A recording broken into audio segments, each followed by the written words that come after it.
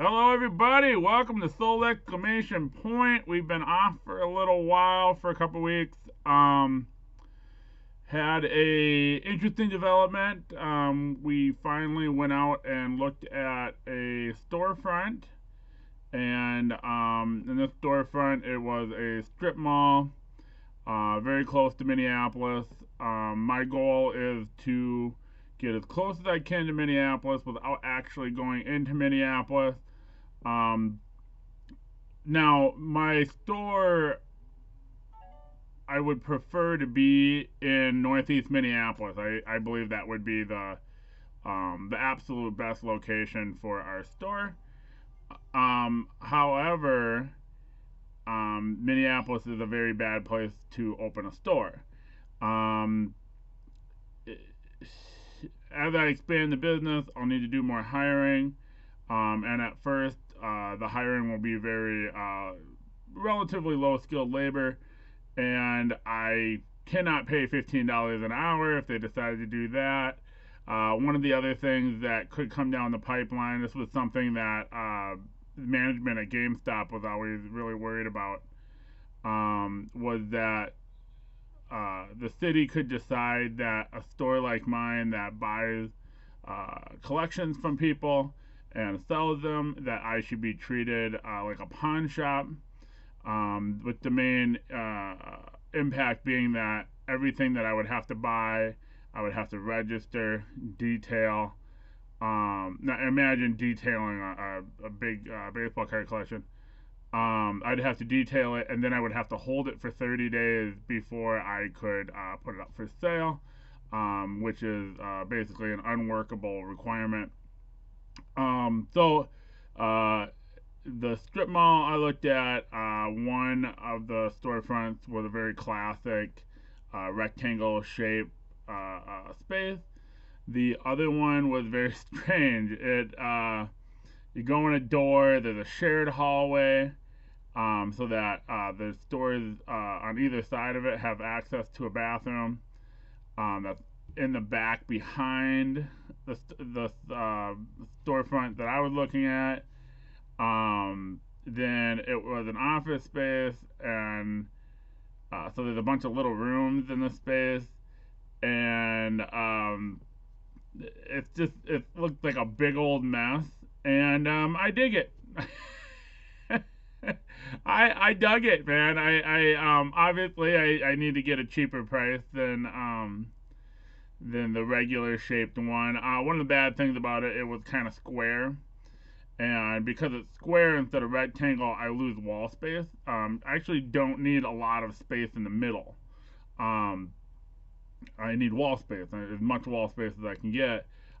So even though the first storefront is a little bit smaller, the wall space is like double. But I looked at it. I got some graph paper, um, plotted out everything that I'd want in the storefront, and everything fit. I think it's a little tricky. Um, so that was kind of cool. Talking to my agent. So I actually used to be in residential real estate in Washington D.C. I was a real estate agent. Um, Commercial real estate was always peculiar to me. When you're in residential real estate, you literally never deal in commercial real estate. There's special rules, and people that do commercial tend to just do commercial. So I had asked my agent. Um, what had happened was I had called on a property a long time ago, maybe 8 months ago, 6 months ago, and just to see, it was already leased. So I was like, all right, I wasn't quite ready yet, but it was a space that I was intrigued with. And here's a little tip for you guys. So this agent then followed up with me every about 6 weeks. Would say, "Hey, just want to follow up, see if you're ready to go, look at properties." I'd be like, not yet, not yet. I'm still waiting on money. I'm still waiting on whatever." And he'd go, "Okay, that's cool." And then he'd call back in about 6 weeks. That is actually a sign of a really good agent. Um, those calls are what's called red time. Um, red time is just any work that you're doing in sales that does not lead to a sale, or is not actively making you money. That's a better way of putting it. Since the first way I put it is not accurate. Everything you do is supposed to lead to a sale, in theory. So that red time of calling me and calling me and calling me, and he did it on a really nice interval where he's not annoying me with the calls. Um, but anyway, so this agent making those follow up phone calls and having them scheduled. One, it shows that they're organized, that they have some sort of system where it pops up and goes, okay, hey, you gotta call John, and then call John follow up. But two, a lot of agents will be like, oh man, this guy is not ready. This guy may never be ready. So I'm gonna make all these calls, and he's never gonna leave the space. He's full of crap. He's whatever. And agents will work that up in their heads, and they won't do that foundational work to secure their client. That this is just a demonstration that this agent is well organized. They have really good systems, and he's a very personable guy as well. So all those things put together, I can tell immediately, being around very bad agents, average agents, and good agents, that he was a good agent. So I'd ask him, and I wasn't sure about this, and I said, well, can you show properties that are not managed by your business? Or do you show properties that are not managed by your business? He said that he did. I said, so is the relationship between me and you, is that a relationship where you have a fiduciary duty to me, or do you just or do you not have that? And in commercial real estate, it works the same as residential real estate. That agent has a fiduciary duty to me to get me the best deal possible, to protect me in the transaction, and that's a very good thing. So I didn't know that.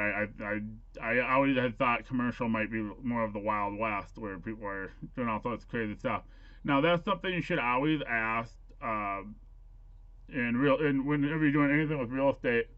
Because even in residential real estate, you can buy a house without an agent, which I do not advise even a little bit. Because if you don't have an agent and you just talk to the listing agent, and you just go, oh, I don't need an agent, it's fine. You have to understand that the other agent is legally bound to take as much money from you as possible, to take advantage of you as much as he can. I don't mean that agent's a bad guy and is trying to take money from you that's not his. I mean, he's legally obligated to take as much money from you as he possibly can. And if he doesn't, he's in violation of his duty to his client. This is why you should always have an agent looking out for your best interest. Because then that agent then is going to battle with the other agent, and they're also trained to look for pitfalls and to do things in an orderly manner. Case in point, so the second property that I'm kind of intrigued by. So I want to make an offer on both, at different rates. But the second one needs a lot of build out. They got to tear down all the walls, reconfigure the space. I would be responsible for flooring and paint, any wall repair, like outside wall repair. And then they had mentioned that they might improve the lighting. That would be something that need to be negotiated. So I said, hey, the way I got it worked out is pretty simple. It's this. He says, my agent goes, well, we got to actually make a meet up and really plot it out and make sure everybody is completely aware exactly what you want in the build out. If you don't do that, there can be pitfalls down the line, and then actually make a proposal or make a layout as part of the proposal. one of the other interesting things that is a little different from residential. In residential real estate, you make offers. You make offers, and those offers might have contingencies. So a contingency might be an inspection contingency. But the offer is an offer. I mean, if it's countersigned, then now you have a contract. So you make an offer, even with contingency. If it's signed, you got a contract. Now, is it really a contract? Not really, because it's as long as you have an inspection contingency in there, and you can have other ones too. But the inspection one is basically your get out of jail free card as a buyer. So when you make the offer and it's countersigned, there is a contract. So here's the thing. The reason why it's get out of jail free is you can do an inspection, and if you change your mind, you would. This is a fictitious example that's always repeated amongst real estate agents. It doesn't actually happen. It doesn't happen this way, but in theory it could, which is why it works. You could have the inspection and go, based on the inspection, I would like the house moved 3 feet to the west. And no one's going to move the house 3 feet to the west. And so then you go, well, if you can't do that, then it doesn't pass inspection, and I guess we don't have a contract.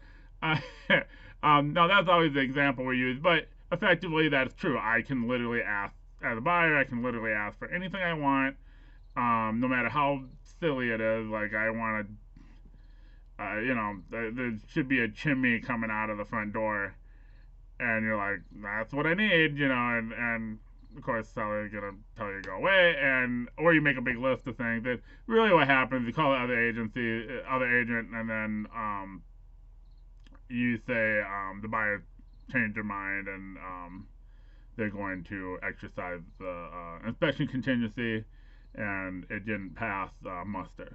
And no one's going to demand that you give them a list of improvements that you want, because you can make any list you want. Nobody's going to spend all that time doing that. But what's interesting about commercial real estate is that so my agent goes, so one of the things is you make proposals. A proposal is an offer. A proposal is, hey, this is what I'm bringing to you, and this is what I think. And then there's nothing to countersign. It's just they look at it, and then they might counter on what the build out would be. They might counter on how many free months that you would get up front. Basically, the first month, maybe 2 months, depending on how it goes, especially with a build out, I got to make repairs to the property, put in the floor, put in the walls, put up my racking. So what happens is they just front load those leases with free months. So it just means I'm not going to pay. My clock doesn't start on paying for the property on day one, because I got to spend time repairing the property. I'm not selling stuff out of there. Although, I mean, if you got a month free and you got all the work done in 2 weeks, you can start selling. It's just an allowance for that time to move in and get set. So you could have that. You could have build out. They could come back and say, well, we're not going to do X, Y, and Z. You want the walls to come down. We don't want to do that. You got to do that. That's a piece of negotiation. I'll have a couple of requirements as to what I can do in that common hallway. I'm going to want to put some signage in there. But that's a common hallway. That's not part of the property that I'd be leasing. So that would have to be in the contract, that I'm allowed to put a certain amount of signage in that hallway to make so that, because the way it works is the door to that one spot, the door looks like a regular door. You walk in and there's a hallway. And, if there's no signage, you might be like, what? And so what I do, if that ends up being a space that we get, is when you open it up, I'd want a sign down the hallway, right where you can see it, that just says, with an arrow going, hey, this way. That's absolutely what I'd want to do. So that would be a very important thing for me, that I can put some level of signage in the hallway, so that people know, hey man, go in this door, and that's where the greatest store you've ever been to is located. So that's kind of cool. So yeah, so that's where we're at. Hopefully, it'd be kind of cool. It really is a good spot in terms of geographic location. The building is pretty decent. It's a little rundown, not a lot, but a little rundown, which is right up my alley. I wouldn't want to be in this brand new fancy. That's not the way my business is, and so it would give you a weird feel. So there's this development in Maple Grove in Twin Cities, and it's real high end commercial real estate development. Very fancy, very. I wouldn't want to put my business there. I mean, I wouldn't want to pay for the rent. Don't get me wrong, but that's not the right. That's not the right feel for my business. It wouldn't make any sense. That's not. You'd be there and you're like, oh, look at this store, and you're like, something feels a little off. I could literally be in just a rundown junk. Not that that's what this place is, but I could be in a total rundown building. I mean, that would be actually cool. It'd be pretty cool. So we might be getting some more videos soon um, with signing the lease and getting set up and doing the build out and setting up for the store. So I'm gonna try to document it as much as possible. This was supposed to be a sold video, but I'm 17 minutes in. So what I'm gonna do is I'm going to cut this video off, post it as a separate video just about the business, and then do my sold video and run that for you guys. So you'll see two videos back to back. Thanks for watching. If you have any advice, if you've done a commercial lease before, I'm more than willing to listen. I've never done one before. Let me know if you got any tidbits. Thanks for watching, and have a great day, everybody. I'll be with sold video right after this.